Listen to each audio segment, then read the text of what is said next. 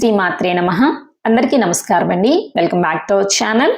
ఈ రోజు ఈ వీడియోలో 2026వ సంవత్సరంలో ఆగస్టు నెలలో రాబోతున్న సంపూర్ణ సూర్యగ్రహణము ఎప్పుడు ఏ రోజున రాబోతోంది, గ్రహణం యొక్క పట్టు విడుపు సమయాలేమిటి, ఈ గ్రహణం మన భారతదేశంలో కనిపిస్తుందా లేదా, ఏ ఏ ప్రాంతాల్లో ఈ గ్రహణం కనిపిస్తుంది, సూతకాలం వర్తిస్తుందా లేదా, అలాగే ముఖ్యంగా గర్భిణీ స్త్రీలు గ్రహణ నియమాలని పాటించాలా లేదా, ఇలాంటి మరెన్నో విషయాల గురించి ఈ వీడియోలో వివరంగా తెలుసుకుందామండి. వీడియోని మీరు ఎక్కడా కూడా స్కిప్ చేయకుండా చూడండి. ఖగోళ శాస్త్ర ప్రకారం ప్రతి సంవత్సరం కూడా 2 సూర్యగ్రహణాలు అలాగే 2 చంద్రగ్రహణాలు అయితే ఏర్పడతాయండి. అదేవిధంగా ఈ 2026వ సంవత్సరంలో కూడా 2 సూర్యగ్రహణాలు అలాగే 2 చంద్రగ్రహణాలు అయితే ఏర్పడనున్నాయి. ఇప్పటికే మనకి 2026వ సంవత్సరంలో మొదటి సూర్యగ్రహణం, మొదటి చంద్రగ్రహణం అయితే రావడం జరిగిందండి. సూర్యగ్రహణాలు ఎప్పుడైనా సరే అమావాస్య రోజున, చంద్రగ్రహణాలు పౌర్ణమి రోజున ఏర్పడతాయి. కాబట్టి మొదటి సూర్యగ్రహణం మనకి 2026వ సంవత్సరంలో ఫిబ్రవరి 17వ తేదీనైతే రావడం జరిగిందండి.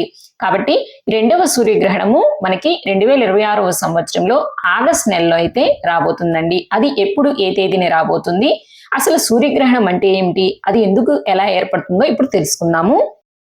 భూమికి సూర్యుడికి మధ్యగా చంద్రుడు అడ్డుగా వచ్చినప్పుడు సూర్యగ్రహణం అనేది ఏర్పడుతుంది.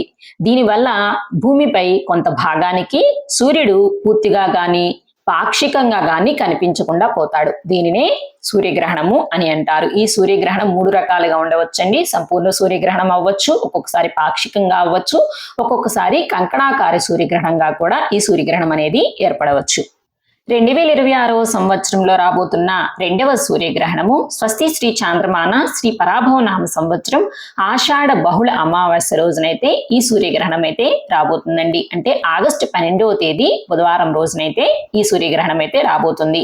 ఈ సూర్యగ్రహణాన్ని కంకణాకార సూర్యగ్రహణంగా పరిగణిస్తున్నారండి. ఇది సంపూర్ణ సూర్యగ్రహణము. అయితే ఈ గ్రహణం యొక్క పట్టు విడుపు సమయాలు మన భారత కాలమాన ప్రకారం కనుక చూసుకున్నట్లయితే ఆగస్టు 12వ తేదీ బుధవారం రోజున రాత్రి 9:04 ప్రారంభమై ఆగస్టు 13వ తేదీ గురువారం తెల్లవారుజామున 4:25 వరకు ఈ గ్రహణం అయితే కొనసాగుతోంది. అయితే ఈ సూర్యగ్రహణ ప్రధాన దశ 6:23. అందువల్ల ఈ గ్రహణాన్ని సుదీర్ఘకాల సూర్యగ్రహణంగా పరిగణించారండి. ఇది ఆకాశంలో సూర్యుని చుట్టూ మండుతున్న వలయంలో ఈ గ్రహణం అయితే కనిపిస్తుంది. అందుకని ఈ గ్రహణాన్ని రింగ్ ఆఫ్ ఫైర్ గా పరిగణిస్తున్నారు.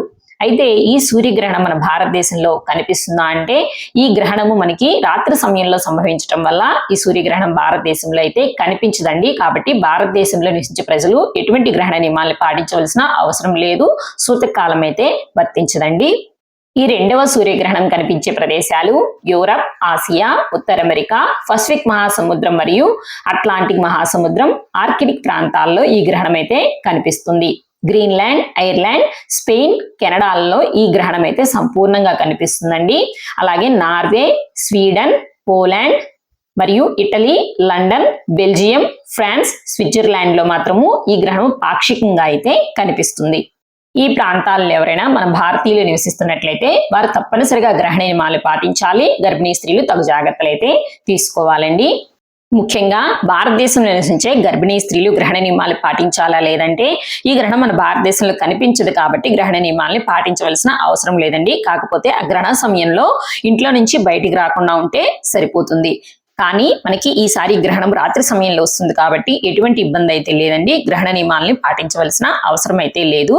కొన్ని చిన్నపాటి జాగ్రత్తలు అయితే తీసుకోండి, సరిపోతుంది.